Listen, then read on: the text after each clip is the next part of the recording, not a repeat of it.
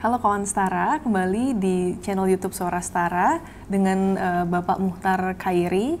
Di segmen kedua ini kita akan berbincang seputar bagaimana jaringan teror memandang negara hukum dan keberagaman. Ya, langsung saja Pak. Baik, Mas. Saya ingin menjelaskan ya gimana sih kelompok-kelompok teror ini, ya, khususnya ISIS dan yang semacamnya. Bagaimana mereka memandang negara? Sepengetahuan saya selama saya bergaul bersama mereka dan membaca buku-buku mereka, jadi mereka ini satu kelompok yang memandang hitam putih. Jadi mereka memandang negara itu kalau tidak negara Islam, ya negara kafir. Mereka mengenal dengan istilah Darul Islam wa Darul Kufr.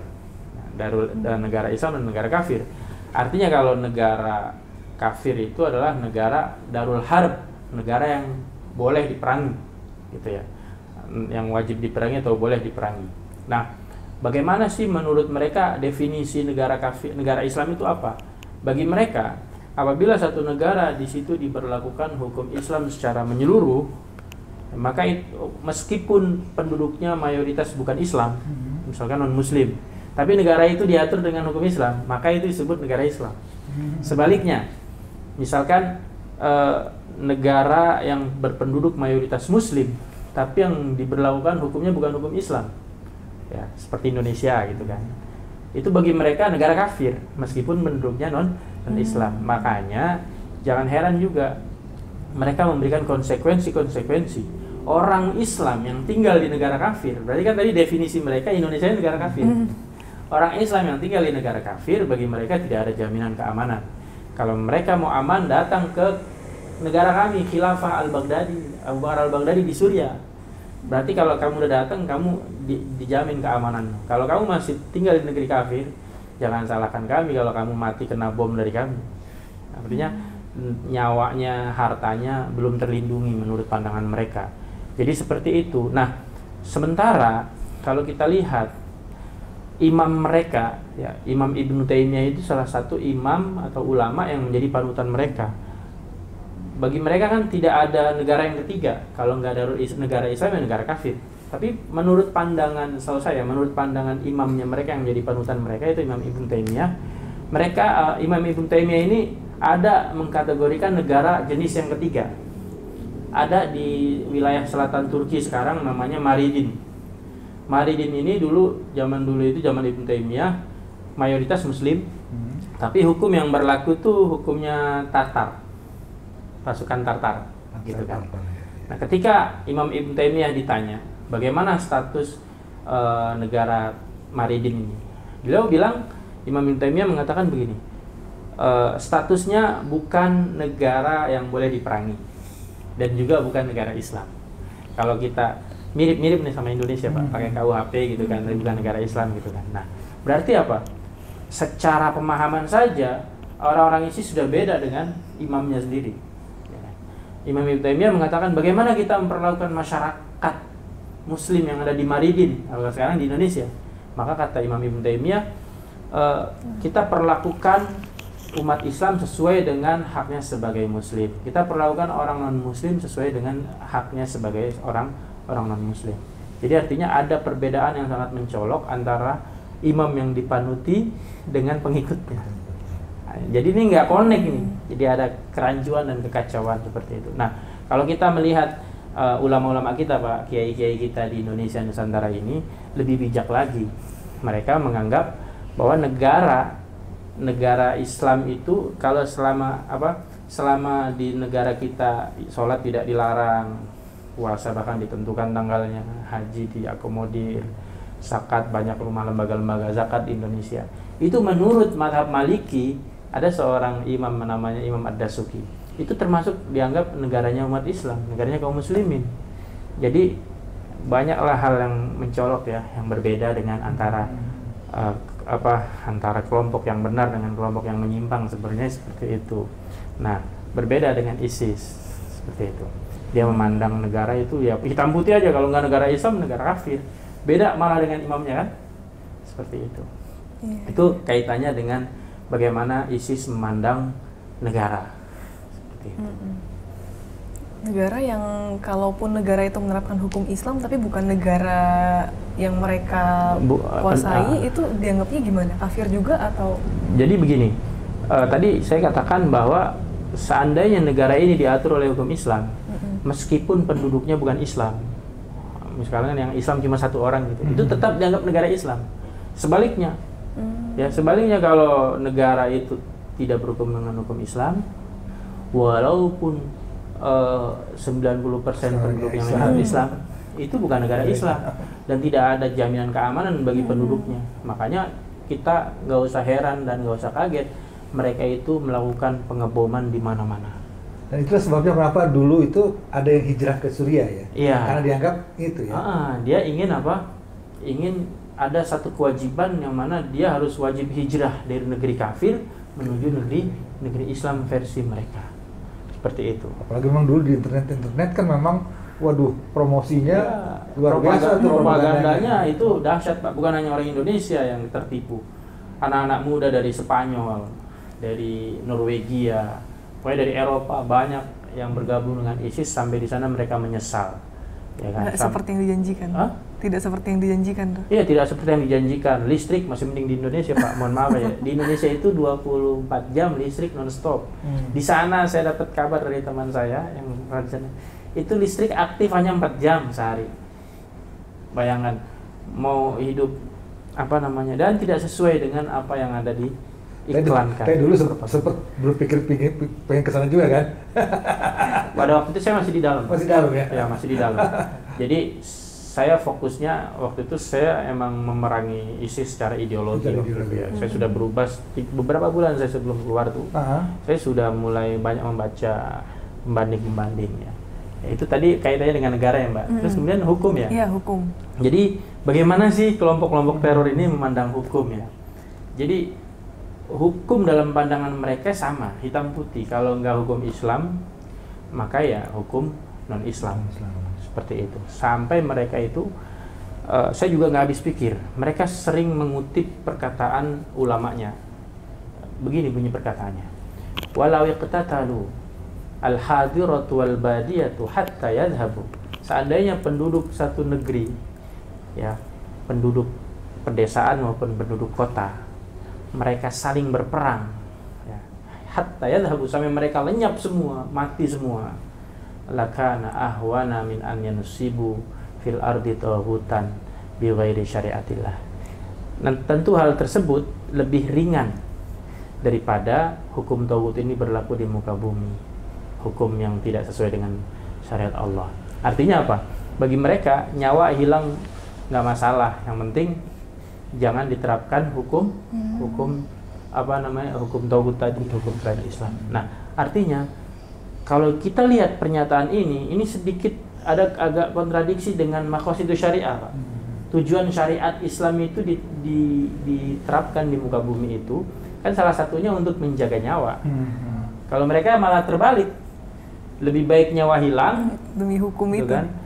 Yang penting hukum Islam yang penting di bumi ini tidak diterapkan hukum selain Islam. Nggak apa-apa, bagi mereka lebih ringan kalau semua nyawa hilang. Padahal sebenarnya sebaliknya, hukum Islam itu diterapkan di muka bumi, salah satunya tujuannya adalah ada 5 maksud. Yang pertama, hifdzuddin, menjaga agama. Yang kedua, hifdzun nafas, menjaga jiwa. Nyawa itu penting. Bahkan dalam Islam jelas, siapa yang membunuh satu nyawa, man qatala nafsan bighairi haqqin, membunuh satu nyawa tanpa alasan yang benar, faka'annama qatalan nasa jami'a. Dalam Al-Qur'an, dalam surah An-Nisa, seakan-akan dia telah membunuh seluruh manusia yang ada di bumi. Sebaliknya, man ahyaha faka'annama ahyan nasa jami'a. Siapa yang melangsungkan kehidupan seseorang saja, melestarikan kehidupan seseorang, itu seakan-akan dia melestarikan kehidupan seluruh manusia di bumi. Itu ajaran Islam. Seperti itu. Nah, kaitannya dengan hukum tadi, orang-orang ISIS memandang hukum itu wa man lam yahkum bima anzalallah fa ulaika humul kafirun. Siapa yang tidak berhukum dengan hukum Allah, maka mereka orang-orang kafir. Padahal dalam konteks bernegara, Pak, setahu saya nih imamnya mereka juga nih, muridnya Imam Ibnu Taimiyah. Tadi kan saya sebutnya Imam Ibnu Taimiyah. Muridnya Imam Ibnu Taimiyah namanya Imam Ibnu Qayyim Al-Jauziyah. Beliau mengatakan tentang politik, ya. tentang siasah berkenegaraan itu bahwa basisnya adalah maslahat dan madorot, meskipun tidak ada pada zaman Nabi atau tidak ada wahyu, tidak ada dalilnya, dalil Quran dan Sunnah. Kembali pada hukum asal maslahat dan madorot. Artinya ini membawa kebaikan atau tidak, ini membawa keburukan atau tidak, meskipun itu tidak ada di zaman Nabi. Jadi fleksibel, Pak, tapi berbeda dengan ISIS para pengikutnya yang cenderung lebih kaku, ya, cenderung tidak menerima perbedaan, sehingga ya begitulah, jadi awur-awuran. Kalau jemaah Islamiyah gimana, Mas? Kalau jemaah Islamiyah sebenarnya kalau kita lihat sama juga ya motivasinya kan. Setahu saya beberapa ustadz yang kita ketahui ya rada-rada mirip juga dengan Memaman ini, tapi dia tidak lebih ekstrim dari ISIS. Artinya tujuan ke arah itu ada, tapi dengan cara-cara mungkin yang lebih ramah lingkungan gitu kan, dan bertahap seperti itu. Jadi masalah hukum tuh begini, mereka sering bilang Indonesia ini tidak diterapkan hukum Islam. Ya, menurut saya pernyataan ini kurang tepat. Ya, memang Indonesia bukan negara Islam ya Pak ya, bukan negara Islam, kan negara konstitusi kan, perjanjian Pancasila itu, muahadah. Kalau Muhammadiyah menyebut negeri muahadah wa syahadah kalau nggak salah, negeri konstitusi atau perjanjian dan persaksian. Nah, kita sebagai seorang muslim bagaimana? Kata Allah dalam surat Al-Baqarah kan dijelaskan, laisal birra an tuwallu wujuhakum qibala al-masyriq wal maghrib.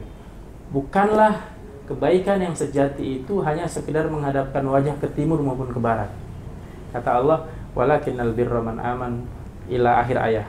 Kebaikan yang sejati itu, kata Allah, yang melaksanakan rukun iman, rukun Islam. Baru terakhir apa? Wal mufuna bi ahdihim idza ahadu. Yaitu menjaga perjanjian setelah memelihara perjanjian setelah perjanjian itu dikukuhkan. Dalam konteks kenegaraan, keindonesiaan, maka perjanjian yang sudah berlaku dan yang final yang sudah disepakati adalah Pancasila, Pak. Maka sikap yang baik bagi seorang muslim adalah menjaga perjanjian ini, nggak boleh dirusak. Siapapun yang berusaha untuk merusak perjanjian ini, maka kalau kita kembalikan ke literatur sejarah, Nabi menghukum orang-orang yang berusaha merusak perjanjian antara kaum muslimin dengan Yahudi waktu di Madinah. Seperti itu. Kalau ada kelompok-kelompok mau merongrong negara ini gitu kan, boleh pemerintah menghukum berdasarkan tadi ya, seperti itu. Nah, kemudian gini juga, kalau dalam Islam dalam Islam itu ada disiplin ilmu namanya usul fikih, Pak. Usul fikih kita sebutkan ada satu kaidah, ma la yudraku kulluh la yutraku kulluh. Apa yang tidak bisa diraih secara keseluruhan, maka tidak boleh ditinggalkan secara keseluruhan. Contohnya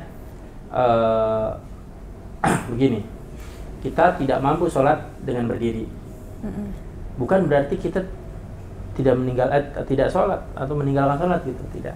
Tapi kita boleh sholat sambil duduk, tidak sanggup sambil duduk, sambil berbaring. Nah, tidak boleh ditinggalkan sholat. Atau dalam konteks hijab, Allah perintahkan wanita menutup aurat, gitu kan. Di antara alat penutup aurat itu ada pakaian, ada jilbab. Tapi sebagian umat muslimah, perempuan muslim, ada yang belum sanggup, belum siap pakai hijab, Pak. Benar nggak, Pak? Maka ketika belum sanggup memakai hijab, bukan berarti dia meninggalkan, melepaskan pakaiannya, telanjang begitu. Kan begitu. Jadi kaidah ini berlaku, apa yang belum bisa diraih secara keseluruhan tidak boleh ditinggalkan secara keseluruhan. Begitu juga dalam konteks bernegara, bukan berarti misalkan di Indonesia belum mampu atau tidak diberlakukan hukum hudud, orang mencuri atau koruptor dipotong tangannya, ya kan? Atau orang zina dirajam gitu. Indonesia kan tidak berlaku itu. Ya. Bukan berarti kita membiarkan para pencuri berkeliaran. Tetap harus ada alternatif hukum di mana orang-orang yang terlibat dalam kejahatan tetap dihukum. Karena kalau tidak ada hukum, mau jadi apa negara ini kan gitu. Jadi maksud saya cara pandang terus begitu. Di Indonesia kan belum tidak bisa dilakukan diberlakukan hukum-hukum seperti potong tangan. Maka ya cari alternatif hukum yang lain. Dan itu sebenarnya sudah sesuai dengan kaidah disiplin ilmu dalam Islam, usul fikih. Ma la yudraku kullu la yutraku kullu. Apa yang tidak bisa diraih secara keseluruhan tidak boleh ditinggalkan secara keseluruhan. Nah, beda dalam pandangan ISIS. Mereka menganggap hitam putih, Pak. Ya, pokoknya kalau ini bukan hukum Islam berarti hukum kafir. Seperti itu. Ini saya rasa terlalu saklek ya, keliru juga. Akhirnya apa konsekuensinya berat. Konsekuensinya dia akan mengkafirkan seluruh masyarakat Indonesia. Kalau seperti di Aceh yang menerapkan hukum syariah, di mata ISIS bagaimana? Sudah cukup Islam atau masih kafir? Ya bagi ISIS kalau tidak 100% tetap aja negara kafir. 100% karena maksudnya masih ada hukum nasional di sana. Iya, masih ada hukum nasional, tetap aja dianggap pokoknya negara. Harus murni 100% hukum Iya, Islam di sana. Seperti itu. Padahal kan kita dalam, mohon maaf aja, kalau kita berbicara tentang keberagaman, ada pertanyaan bagaimana ISIS memandang keberagaman atau pluralisme minoritas, maka perlu kita pahami kelompok-kelompok teror ini, kelompok yang sudah pasti intoleran, tidak bisa menerima keberagaman, kemudian juga radikal juga. Jadi ada, kalau orang mau menjadi teroris tidak ujuk-ujuk jadi teroris, Pak. Dia akan melalui tangga-tangga, anak tangga yang supaya dia bisa jadi teroris. Jadi mengalami fase-fase, tahapan-tahapan. Fase yang pertama intoleran. Intoleran itu apa? Tidak bisa menerima perbedaan yang ada, tidak bisa menerima keberagaman. Yang kedua, naik lagi, kalau sudah intoleran dia cenderung nanti jadi radikal, cari komunitas dia. Setelah itu baru dia jadi teroris. Jadi intinya teroris sudah pasti intoleran dan radikal, tapi radikal dan intoleran belum tentu teroris. Nah, maka kaitannya dengan apa tadi? Keberagaman ya. Jadi Allah Subhanahu wa taala menjelaskan ya di dalam Al-Qur'an, kenapa Allah ciptakan manusia? Ya ayuhan nasu inna khalaqnakum min dzakarin aw untha. Wahai manusia, seruannya umum loh. Kalau dalam Al-Qur'an seruannya umum, Pak. Manusia, bukan ya ayuhal muslimun, bukan ya ayyuhalladzina amanu, bukan orang yang beriman, tapi kata Allah ya ayuhan nas, wahai manusia. Inna khalaqnakum, sesungguhnya kami menciptakan kalian itu, ya kan? Inna khalaqnakum min dzakarin wa untha, dari sepasang laki-laki dan perempuan, ya, syu'uban wa qabaila, berbangsa-bangsa dan bersuku-suku. Supaya apa kata Allah? Lita'arafu, untuk kalian saling mengenal. Ya, tidak tak kenal maka tak sayang kan Pak ya. Untuk kalian saling mengenal. Nah, bukan untuk kalian saling berperang. Jadi intinya kalau saya melihat sih begitu. Teman-teman ini memandang keberagaman itu sesuatu hal yang tabu dan dianggap itu adalah ajaran-ajaran kekufuran. Keberagaman itu dianggap bagi mereka itu ajaran kekufuran. Apa itu Pak? Kufur? Ya, ajaran kekufuran itu ya bukan norma-norma Islam, bukan ajaran Islam. Jadi mereka nggak akan terima itu seperti itu. Padahal ayatnya jelas, kita itu diciptakan dari orang tua, dari laki-laki dan perempuan. Kemudian kita juga beda agama, beda suku, beda bangsa. Itu kan supaya apa? Nabi juga sendiri hidup waktu di Madinah, beliau bisa hidup berdampingan dengan Yahudi dan Nasrani.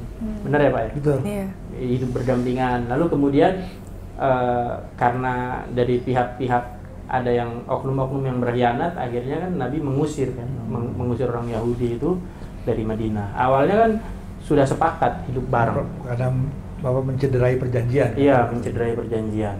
Seperti itu. Maka awalnya sudah sepakat untuk hidup bersama. Maka di sini perlu. Kalau kita nggak begitu, saya jadi teringat dengan perkataan Pak Soekarno, Bung Karno, mengatakan begini. Wahai anakku, kita bentuk Pancasila itu dengan darah dan tetesan air mata, agar kalian, wahai anak-anakku, tidak berkelahi. Artinya Pancasila dibentuk supaya kita tidak saling berperang. Gitu. Maka tugas kita lah sebagai warga atau bangsa Indonesia ini, anak bangsa, untuk mari kita saling menguatkan, saling support ya, dengan tetap menjaga konstitusi ini, perjanjian ini ya, sebagaimana representasi dari ayat tadi, wal mufuna bi ahdim ila ahadu, orang yang komitmen dengan perjanjian setelah perjanjian itu dikukuhkan. Dan sampai saat ini belum dibatalkan Pak. Belum. Ya kan? Masih Pak. Kalaupun ada oknum-oknum yang berusaha, itulah yang dihukum nanti. Tapi ketika batu bas masih keras dulu kan? Iya. Melihat orang yang berbeda agama gimana tuh? Dalam sehari-hari itu gimana? Iya, jadi kecenderungan kita karena kita belajarnya salah ya Pak.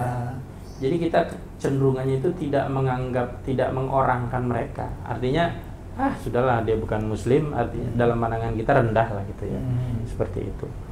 Dan kadang kita melanggar hak-hak. Kan beda sama Nabi. Nabi ketika punya tetangga non-muslim, beliau perlakukan orang non-muslim itu sesuai hak dia sebagai tetangga. Contohnya kalau sakit dijenguk, kalau ada makanan dikirim. Itu kan seperti itu. Itu akhlakul karimah Nabi. Jadi ada hak bertetangga meskipun dia bukan muslim. Kalau misalkan yang muslim berarti ada hak yang lebih, hak seagama, hak bertetangga. Kalau misalkan dia saudara, ada 3, hak sebagai family, hak sebagai tetangga, hak sebagai seagama. Begitu. Kita kan mandangnya begitu harusnya, seperti Rasulullah. Kalau kita enggak.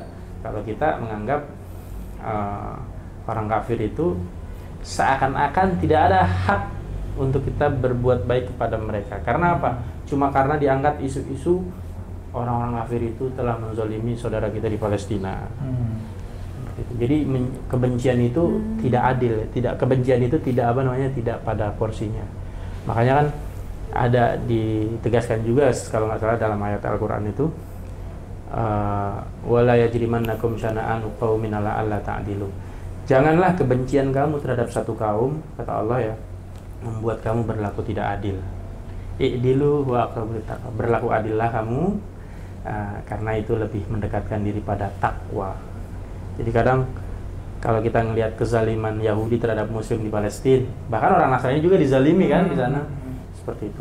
Bukan berarti kita membalas di tanah air kita menyerang orang non-Muslim dengan atas nama Yahudi aja, kan nggak bisa begitu. Itu sama juga melestarikan kezaliman ya Pak ya. Betul. Ya, yang melakukan zalim di sana, kita melakukan kezaliman di sini. Itu menurut saya bukan solusi. Dan itu kebanyakan teman-teman terprovokasi dengan kalau semacam itu. Adanya penolakan rumah ibadah, terus kemudian penolakan non-muslim dikuburkan di pemakaman, ya. itu memang ada implikasi dari ajaran-ajaran itu. Maksudnya gimana Pak? Karena ada tuh banyak kasus penolakan rumah ibadah, iya. Di rumah ibadah non-muslim ditolak ya kan, pendiriannya gitu ya. Kemudian ada orang non-muslim di satu daerah yang ditolak meninggal, kemudian ditolak dimakamkan di tempat di desa itu gitu misalnya. Itu muncul dari pandangan-pandangan semacam ini. Iya. Gimana? Saya jadi teringat dengan ini, kasus dulu waktu pemilihan gubernur waktu pemilihan gubernur. Ada yang mendukung Ahok, ada yang mendukung siapa itu? Satu lagi Anies Baswedan ya waktu itu ya. Itu sampai ada muncul umat Islam ya yang mendukung Ahok. Itu tidak boleh disolatkan di masjid kami. Kan sering ada begitu tuh penolakan begitu. Seperti itu ya, betul. Saya rasa hal ini berlebihan ya Pak ya, berlebihan. Kenapa? Karena setahu saya